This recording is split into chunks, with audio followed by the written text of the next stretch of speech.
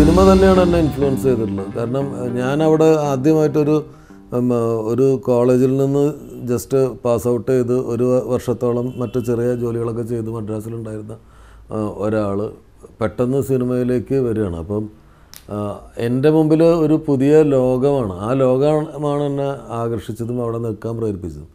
പിന്നെ ഈ നേരത്തെ ഞാൻ പറഞ്ഞ പോലെ ഒരു അവസാനിക്കാത്ത കൗതുകമുണ്ട്. ആദ്യം കഥ കേൾക്കുമ്പോൾ നമ്മുടെ മനസ്സിലുണ്ടായിരുന്നൊരു സിനിമ, അതിലേക്ക് പുതിയ നടീനടന്മാർ വന്നിട്ട് കഥാപാത്രങ്ങളായിട്ട് മാറുമ്പോൾ ആ സിനിമയ്ക്ക് ഉണ്ടാകുന്ന വ്യത്യാസം.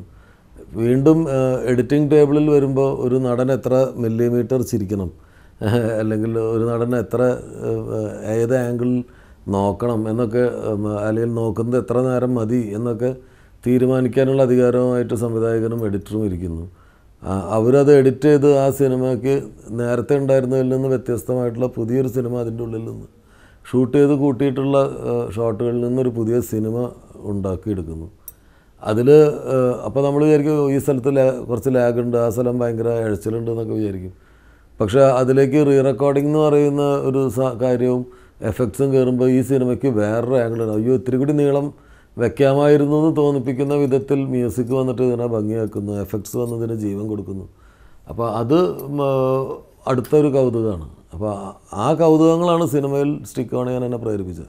പിന്നെ എനിക്ക് കിട്ടിയ ഗുരുനാഥൻ എന്ന് പറയുന്നത് മലയാള സിനിമയിൽ ഒരു ശിഷ്യന് കിട്ടാവുന്ന ഏറ്റവും നല്ല ഗുരുവാണ്. അദ്ദേഹം ഓരോ സിനിമയും ആദ്യ സിനിമ പോലെ കാണുന്ന ഒരാളാണ്. അത്രയും ഡെഡിക്കേറ്റഡായിട്ട് വർക്ക് ചെയ്യുന്ന ഒരാളാണ്. പിന്നെ അദ്ദേഹത്തിൻ്റെ വിശ്വാസങ്ങളിൽ ഊന്നി നിന്നുകൊണ്ട് സിനിമ ചെയ്യുന്ന ആളാണ്. മറ്റ് പുതിയ ട്രെൻഡ് അല്ലെങ്കിൽ സിനിമ മാറി എന്നൊക്കെ പറഞ്ഞിട്ട് അദ്ദേഹത്തിൻ്റെ രീതികളിൽ കാലോചിതമായ മാറ്റങ്ങൾ ഉൾക്കൊള്ളുകയും എന്നാൽ തൻ്റേതായിട്ടുള്ള നിലപാടും കാഴ്ചപ്പാടും മുറുകെ പിടിക്കുകയും ചെയ്യുന്ന ഒരു റെസ്പെക്റ്റഡ് ആയിട്ടുള്ള ഒരു ഗുരുവാണ്. അപ്പോൾ അദ്ദേഹം ഉണ്ടാക്കിയ ഇൻഫ്ലുവൻസും എന്നെ സിനിമയിൽ നിൽക്കാൻ പ്രേരിപ്പിച്ചിട്ടുണ്ടായിരിക്കും.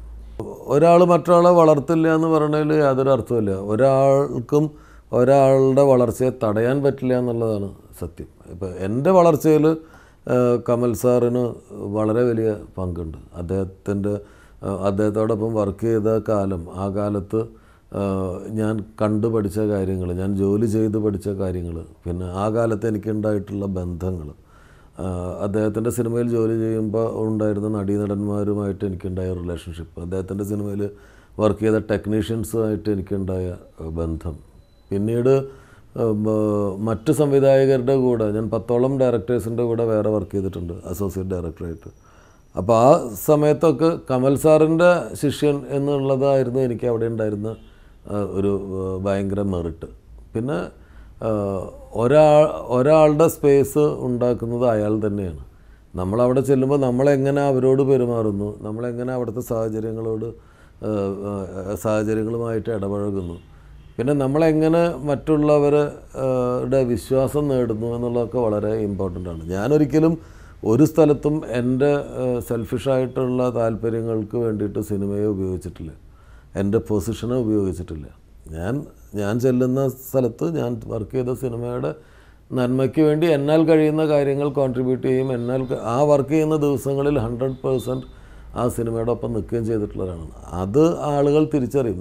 നിങ്ങളിലുള്ള നന്മയും നിങ്ങളിലുള്ള ആത്മാർത്ഥതയും ആളുകൾക്ക് തിരിച്ചറിയാൻ പറ്റും. എത്ര ദോഷകദൃക്കുകളായിട്ടുള്ള ആൾക്കാരാണെങ്കിലും, എത്ര നിങ്ങളോട് ഇഷ്ടമില്ലാത്ത ആളുകളാണെങ്കിലും, നിങ്ങളുടെ പ്രവർത്തനങ്ങൾ ആത്മാർത്ഥമാണെന്നുണ്ടെങ്കിൽ, നിങ്ങൾ വർക്ക് ചെയ്യുന്നത് സിൻസിയറായിട്ടാണെങ്കിൽ അത് തിരിച്ചറിയുന്ന കുറേ ആളുകളുണ്ടാവും. കുറച്ച് ആളുകൾ എന്നും നിങ്ങൾക്കെതിരെ സംസാരിക്കുന്നവരുണ്ടാവും. അത് ഏറ്റവും നല്ല വർക്ക് ചെയ്താലും ഏറ്റവും ആത്മാർത്ഥമായിട്ട് സ്നേഹിച്ചാലും അങ്ങനെയുള്ള ഒരു കൂട്ടം ആൾക്കാരുണ്ട്. അത് അവരുടെ മാനസിക വൈകല്യമാണ്. പക്ഷെ നിങ്ങൾ ചെയ്യുന്ന ജോലി സിൻസിയറായിട്ട് ചെയ്യണമെങ്കിൽ അത് ഇന്നല്ലെങ്കിൽ മറ്റൊരു ദിവസം കണ്ടെത്താൻ ആളുകളുണ്ടാവും. അത് നിങ്ങളുടെ യാത്രയിൽ ഗുണം ചെയ്യും.